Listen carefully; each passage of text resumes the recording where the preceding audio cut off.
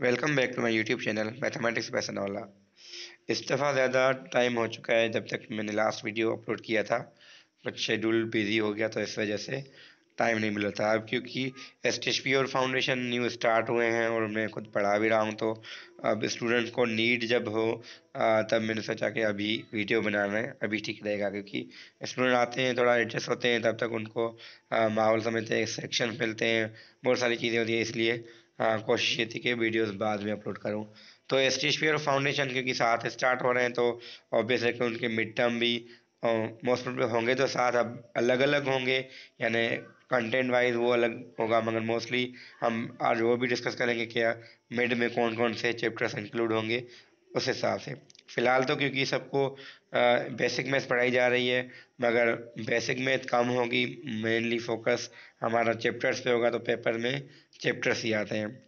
तो कुछ student new हैं, तो उनके लिए जैसे इन्फॉर्मेशन है कि मार्क्स आपकी ब्रेकडाउन कैसी होती है, यानी 3 सब्जेक्ट्स हैं आपके 100 मार्क्स के, तो वो कैसे होंगे। इंग्लिश और मैथ के लिए ऐसे होता है, मगर आईसीटी के लिए थोड़ा चेंज होता है, थोड़ा फ़र्क है कि फर्स्ट मिड आपका 20 मार्क्स का, सेकंड में कुछ कह रहे थे कि 1 मिड होगा, नहीं, इस दफ़ा आप 2 ही मिड होंगे।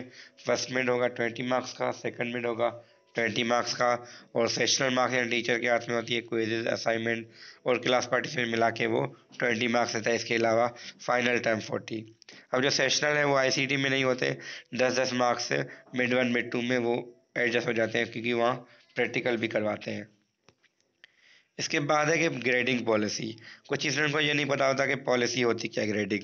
जीपीए अलग होती है, सीजीपीए अलग होती है, हर सब्जेक्ट की अपनी जीपीए होती है, और सीजीपी के लिए अलग से एक फार्मूला होता है, वो अलग हम डिस्कस कर सकते हैं, या आपको अलग की ज़रूरत भी नहीं है। फ़िलहाल आपको नीड क्या होगी ग्राफ स्केच में बताऊंगा। अगर आपकी मार्क्स फॉर एग्जांपल 59 से बिलो हैं, तो आपको एफ कंसीडर होगा।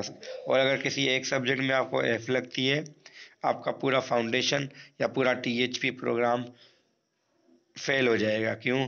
क्योंकि सारे सब्जेक्ट पास करना लाजमन है। इसके अलावा ग्रेडिंग पॉलिसी है कि एक रेंज में मार्क्स आपकी हैं, तो उस हिसाब से जीपीए आपकी बनेगी। यानी रफली देखेंगे तो 72 से 76 के दरमियान, 73 हो, 75 हो, 74 हो, या 76 हो। हाँ, यहाँ पे फ़र्क आता है कि 76.5 हो जाए आपका टोटल मार्क्स किसी सब्जेक्ट में, तो नया जीपी आ जाता है, 0.5 पे वो राउंड ऑफ हो जाता है। तो हर सब्जेक्ट की, अगर कुछ एसटीएचपी के स्टूडेंट्स हैं, अगर उनको चाहिए कि उनकी स्कॉलरशिप हो जाए, यानी टॉप 100 में नाम हो, तो आपको मिनिमम तीनों सब्जेक्ट में मिला के 3.3 या उससे अबव लेनी है। वो कैसे लेंगे? आईसीटी बहुत बड़ा चांस है, आप ले सकते हैं, इजी होता है। तो इसमें अगर आपकी 4 आ गई, तो बाकी दो में से एक में 3.67 लाजमन है। अगर 3.67 आपकी इंग्लिश या मैथ में से आती है, तो तीसरे में 3 लाजमन है।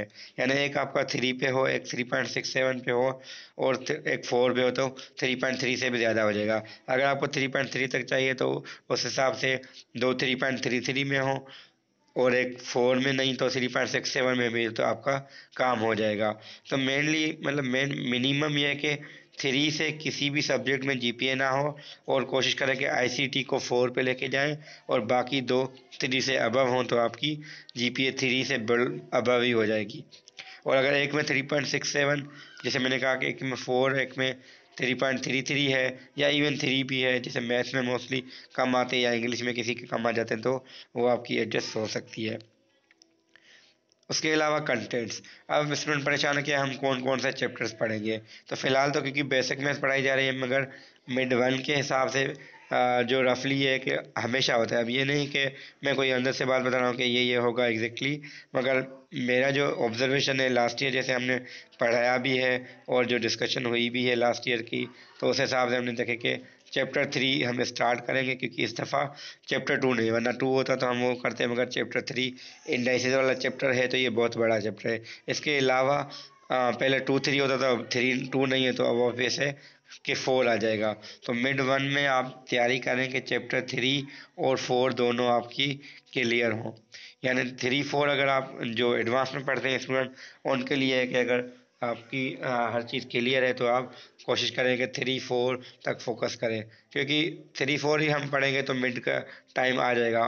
3 मुश्किल से पूरा, मतलब 3 में टाइम ज़्यादा लगेगा, 4 फिर भी थोड़ा कंपेरेटिवली कम लेता है, क्योंकि 3 एक्सरसाइज है, वहाँ 6 एक्सरसाइज है, मगर एक्सरसाइज के अलावा कॉन्सेप्ट भी थोड़े या क्वेश्चंस भी ज़्यादा होते हैं हमारे चैप्टर 3 में।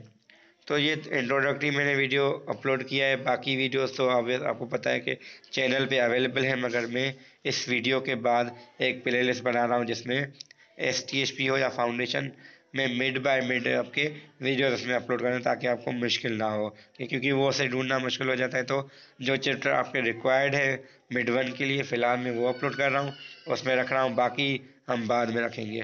Thank you.